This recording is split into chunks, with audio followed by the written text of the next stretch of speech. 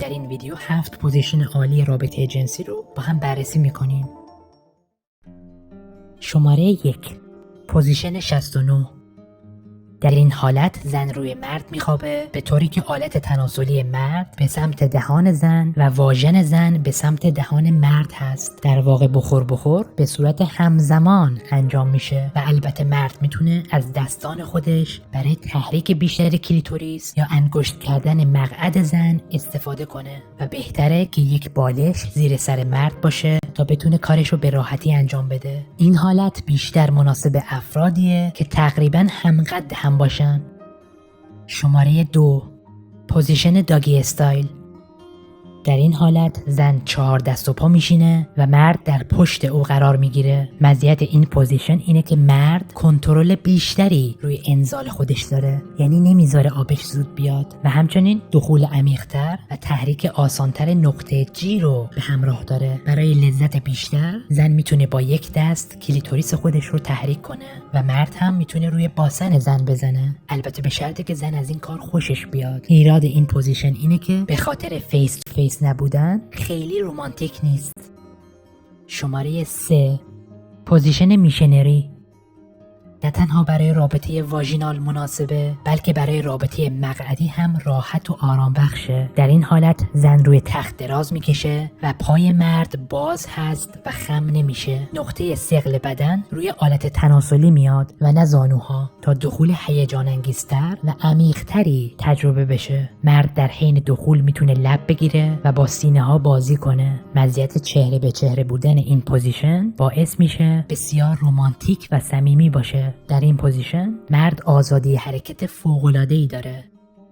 شماره 4 پوزیشن دختر گاوچران. مرد روی تخت دراز میکشه در حالی که زن روی او زانو زده. این پوزیشن برای زمانیه که مرد خسته شده و زن با بلند کردن یا تکان دادن و چرخاندن باسنش کنترل رو در دست میگیره. مزیت دیگه این پوزیشن اینه که چهره به چهره هست و مرد میتونه با سینه های زن بازی کنه و لبهای او رو ببوسه. البته برای تنوع حالت معکوس رو هم میتونید انجام بدید، یعنی زن پشتش به مرده. جالبه بدونید آقایون از حالت معکوس خوششون میاد چون میتونن باسن زن رو دید بزنن. شماره 5 پوزیشن اسپون. اگر یک زوج تنبل هستید یا در حین رابطه جنسی خسته شدید میتونید از این پوزیشن استفاده کنید. زن به پهلو میخوابه و مرد پشت او قرار میگیره. در این حال که راحته رومانتیک هم هست. شما میتونید در حین دخول با سینه های زن بازی کنید، گردنش رو بلیسید و حتی از هم لب بگیرید. شما احتمالاً این پوزیشن رو تو فیلم ها دیدید. زمانی که زن و شوهر صبح بیدار میشن مرد حشریه ولی زن خیلی تمایل نداره و در حالی که زن به پهلو خوابیده مرد از پشت او رو غافلگیر میکنه. شماره 6 پوزیشن اتو.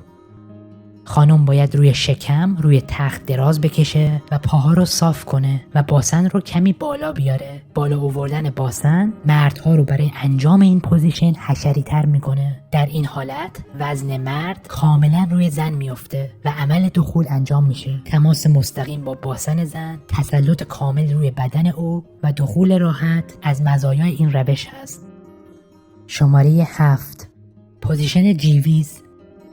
در این حالت زن روی تخت دراز میکشه و پاها رو روی شانه های مرد قرار میده و زانوهای مرد هم خم میشه. مزیت این روش اینه که وقتی زن پاها رو بالا میاره واژن باریک میشه و نقطه جی راحت تر مورد هدف قرار میگیره. و یادتون باشه زنها موقع رابطه جنسی 10 تا چیز رو میخوان. اگه میخوای بدونی این 10 مورد چیه ویدیویی که روی صفحه گذاشتم رو حتما تماشا کن.